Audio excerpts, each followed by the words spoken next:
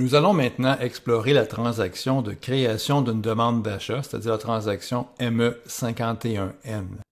Cette transaction, normalement, devrait être utilisée strictement par les demandeurs lorsque le demandeur veut communiquer ses besoins de façon électronique au service des achats. Donc, à proprement parler, ce n'est pas une transaction que le service des achats va utiliser, mais plutôt une transaction pour les demandeurs eux-mêmes.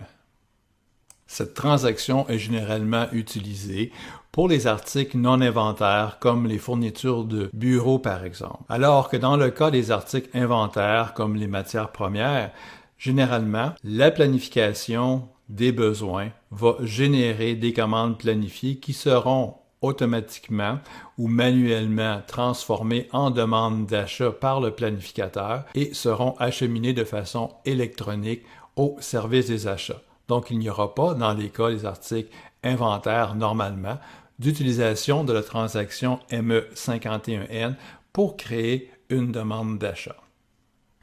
Pour accéder à la transaction de création d'une demande d'achat, suivez le chemin logistique, gestion des articles, achat, demande d'achat, créer, transaction ME51N que l'on peut aussi entrer directement dans la zone de commande ou double-cliquer sur la ligne de la transaction. Dans ce premier écran, l'utilisateur peut utiliser l'entête pour communiquer certaines informations à l'acheteur. Les informations doivent être entrées dans la section centrale ici. La première des choses, c'est qu'on doit rentrer, par exemple, le code de l'article.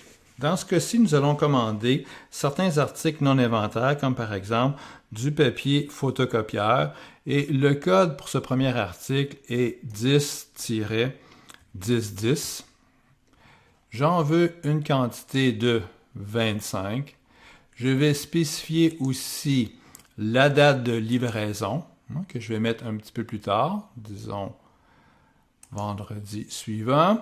Et je dois aussi spécifier la division où la commande devra être livrée.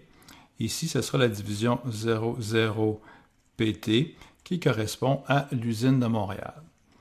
C'est un article non inventaire, donc je vais devoir spécifier une catégorie d'assignation. Le livre va parler plus en détail des différents types d'achats, achats inventaires et non inventaires. Mais disons que pour le moment, pour un achat non inventaire, on spécifie une catégorie d'assignation qui sera dans le cas présent un centre de coût.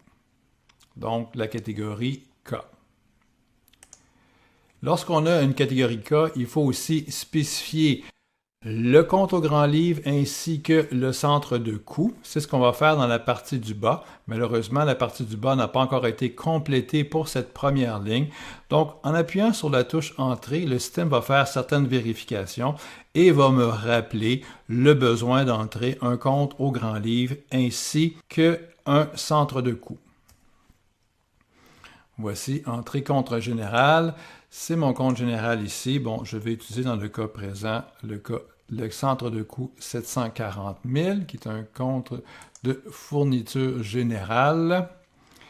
Et je vais entrer comme centre de coût le centre de coût A020. Évidemment, il existe plusieurs centres de coût différents. Si j'appuie sur la touche Entrée, le système va compléter les validations.